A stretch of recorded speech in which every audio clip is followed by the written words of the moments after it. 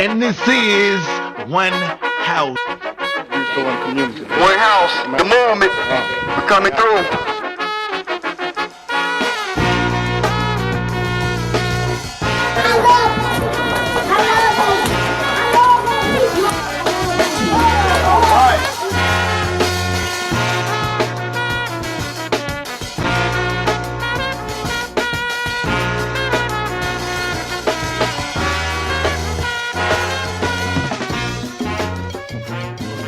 Welcome, good people. It's your boy Divine Mind representing One House, and right now, once a week, we're gonna take time to sit down with an elder, document some history, and sit at their feet, get some of their knowledge. To open up this interview, can you tell the people what your name is, good brother? Quadir Sudana. Yes, sir, man. Mr. Sudana, it's an honor to be with you. What year were you born, man? How old are you, good brother? I'll be 86, my next birthday, and I'm born June 21st, 1930. Yes, sir. Yes, sir. Do you have any children? Have 9. Wow, 9 children. That's what's up. Where were you born? Well, right here in Birmingham. Wow, so right here in Birmingham. On 20th Street, over there on the south side of Hillman Hospital, University area.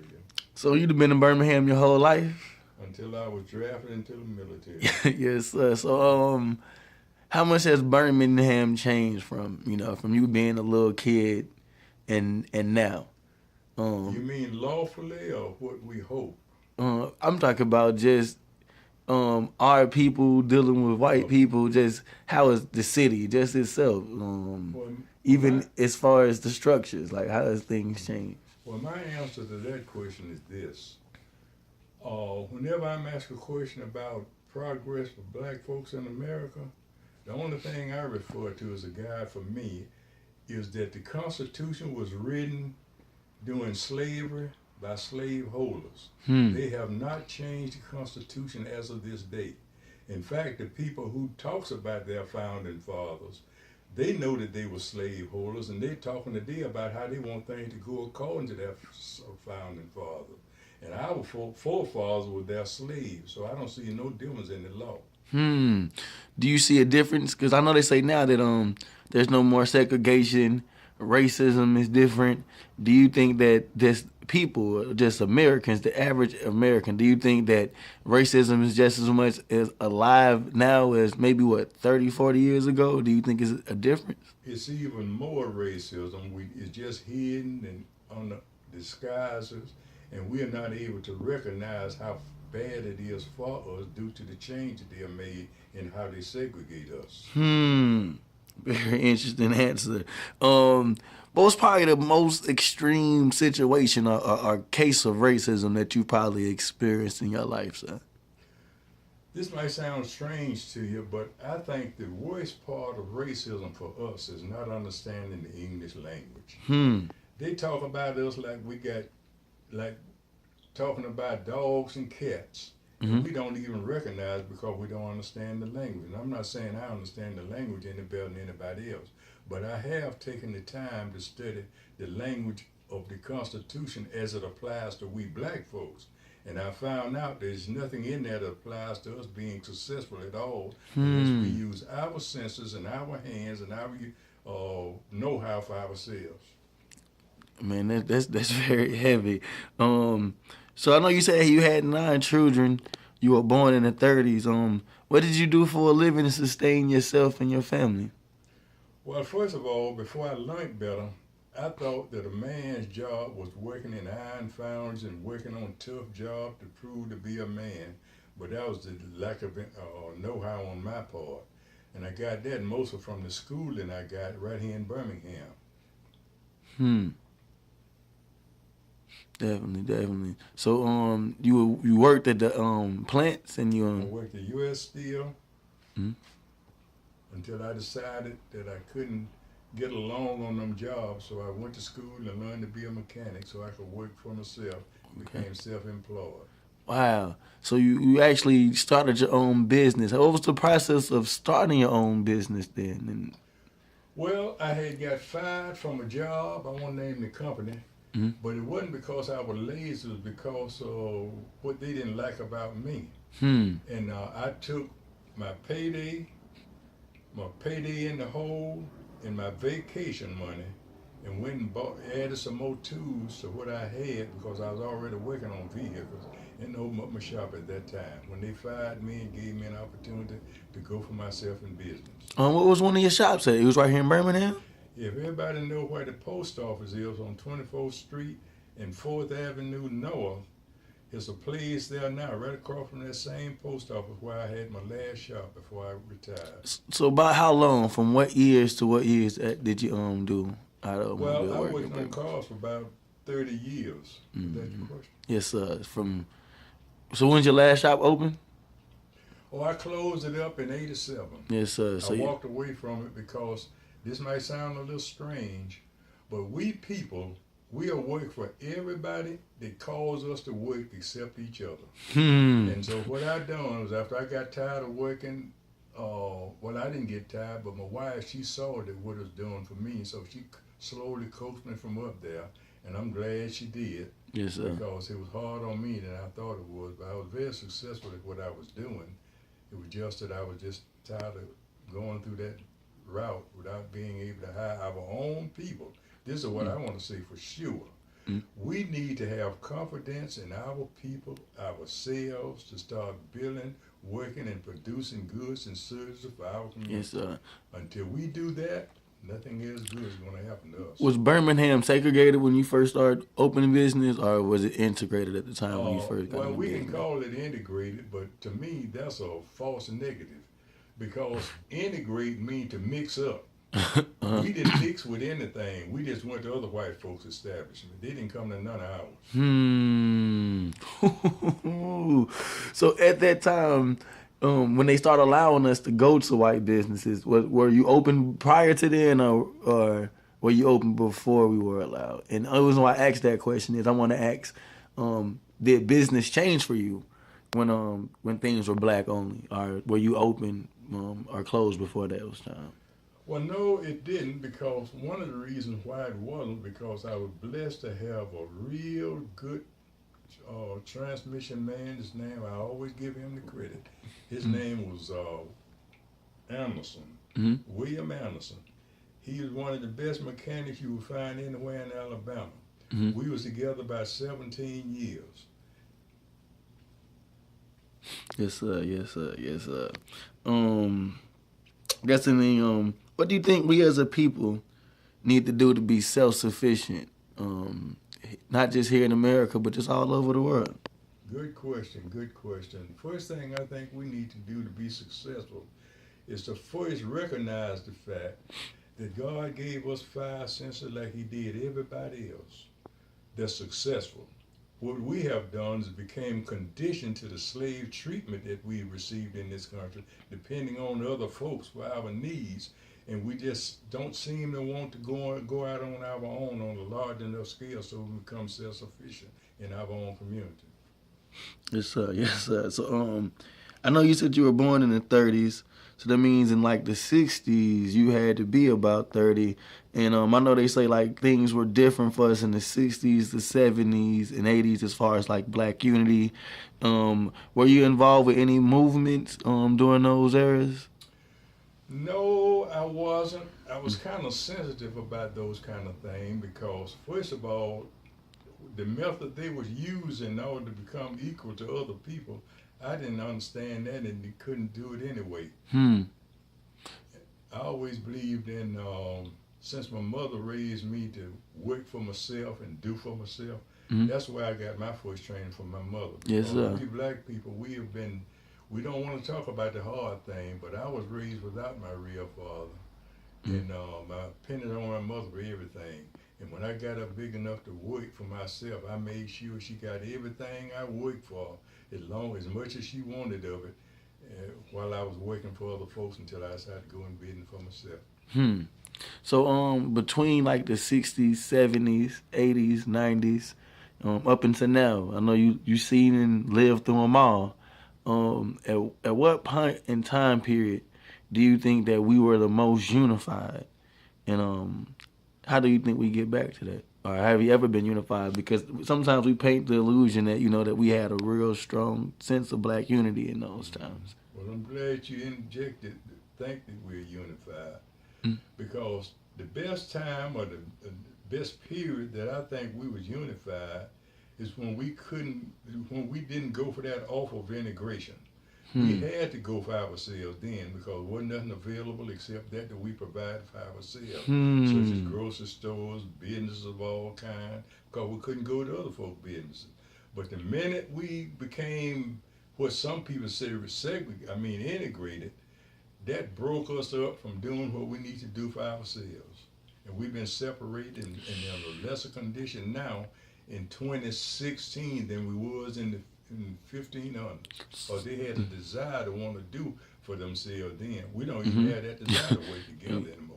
So when you was younger, you were able to go to like black grocery stores and Oh yeah, black. man, we right in Birmingham. Yes, Had sir. grocery stores, steak houses, places to go. We had to have places to go. I remember when A.G. Gasson opened up the motel down there. White folk wouldn't allow us to do nothing but clean up their places in them hotels and motels. And he opened up A.G. Gasson Motel, and the minute we started going to them white folk places, his place started going down. In fact, he had to turn it into a rest home because the black folk didn't go there enough to keep it up. But that's our fault. Because we thought the other place was just so much better. What's that? Because we felt like the other place was just so much better. We didn't only feel like it, we had it in operation. And we doing that today. You said what, sir? Operation? We are doing that today. Yes, sir. Believing in other people's property and people's businesses more than we do our own. And that's our problem. I heard Kelly Ingram Park, right there where the they have all the monuments at, and where the church is at that they blew up the little girls and just the whole church at. I heard that Kelly Ingram Park, even though that black church is right there, like I heard that black people wasn't even allowed on the park right there. Wasn't allowed on the when? Allowed to go to the park at a certain time. Oh, back then? Yes, sir. Oh, everything was integrated. And segregated. Before this last segregation movement took place, everything, in fact. So in Birmingham, like as a kid, like name some places that that we can come and frequently go that maybe during your younger days was not allowed for black people. Like name a place that a couple places that we just go all the time that you knew were off limits for you. Then. Well, the short answer to that is everywhere white folk were. That's the short answer. I mean, pretty much we couldn't go nowhere. Yes, I remember in my younger days, I had to step off the sidewalk to let the white folk pass. Even though it might not have been the one, they get in the middle of the sidewalk, wherever it was sidewalk, and I'd have to step off the sidewalk to let them pass. So what type of thing would take place if, let's say, one day you just decided to be rebellious and didn't get out the way? No, I never become rebellious. Any individual, what type of stuff do you think would happen to the individual? Oh, if I became rebellious? Yeah, if somebody that said they didn't want to get out the way. America's history shows what happened to us when we become rebellious. They didn't kill all the folks that became rebellious, or jail them for long terms, or incarcerate them where they, couldn't do what they would have done if they hadn't been in jail. Yes, sir. Outside of family, man, is there any brothers or sisters that you admired, man? Any heroes or sheroes that you feel like the people could research or may need to look up for, or just they can maybe bring some inspiration to them too? Well, I liked all people, regardless of what color they were, if they were talking about peace and unity and working together and producing things together and living in peace and harmony. Yes, sir. But now, to answer your question specifically, you see, after slavery, before slavery, we had the will to try to build and grow and have things of our own. But after slavery, we became so dependent on the way white folks treated us, and we got that way dependent on them because they wouldn't allow us to do anything. And so we became dependent on them, and as a result of that, for generations and generation and generation, we became just like an animal that depends on the master of the house. When that animal do not know anything about where to get their feed from, their food from, except the person who bringing it to them, from a puppy up until they get grown, that puppy will continue to look for that person who was bringing that food to them while they was puppies up until they got to be grown dogs. That's the way, I'm not calling our people dogs or animals, but that's the way we are today. Yes, sir. Um, is there any piece of advice that you can give yourself? You can go back and talk to yourself in your 20s. What would you tell yourself? That I had understood the English language more then like I do now, because a lot of things I was thinking was going to change was never in the Constitution.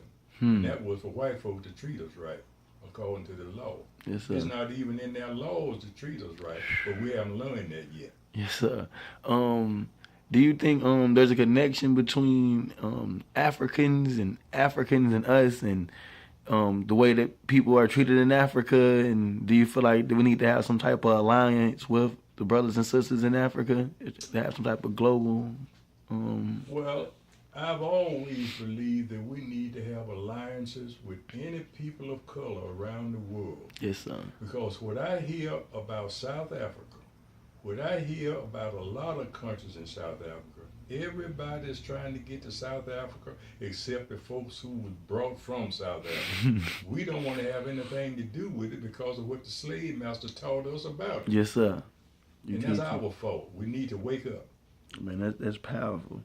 Powerful. So this whole thing is about documenting the legacy of great people in our community.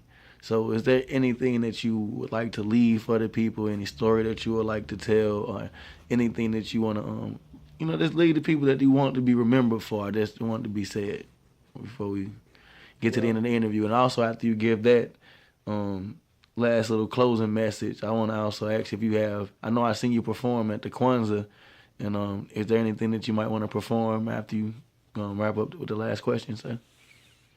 Well, the last question of what I would like to see done in the community, we as people in the community. Yes, sir. Well, the first thing that come to mind is that we are people just like everybody else. During our time in slavery have made us be less than we need to be or supposed to be, because we're still trying to follow the dictates of what we was taught in their schools. And there's no school nowhere in America that taught us to go for ourselves. We had to learn that as individuals. And we need to change that. So do you think building our own schools and just doing everything for ourselves is the solution? It's just doing it for As self? far as I'm concerned, that is the only solution. But when you ask me that question, I think about places like Oklahoma. You see, I'm a firm believer in having peace with everybody.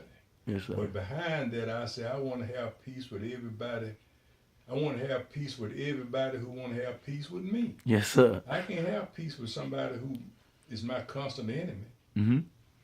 That's powerful. So thank you, man, good brother. I appreciate it. Thank you for taking time out your afternoon to bless us with some of this information. Did you want to wrap up with a piece or something, or do you just want to give it to the people next time? And if not, man, thank you so much. Well, I have a little minute. Yes, sir. Well, I can tell you part of it as I might remember it. And this would be dedicated to our ladies. Men, we rank among the strongest men in the world, but yet we're still dependent.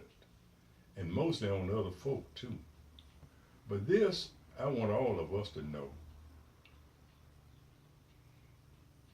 Gee, I'm trying to remember. When we depend on other people, it can't go good for us until we start doing for ourselves. I wish I had it before me, but I can't think of it right now. But we need to go for ourselves. God gave us 5 cents like he did everybody else. We need to use it and stop following the ways of the slave master. Because that's what we're doing as of 2016. Even if we had a high school and a college graduate, we're still following the dictates of the people who enslaved us. And until we change that, I don't see anything change for us. Yeah, good brother. Man, I thank you 1,000 times.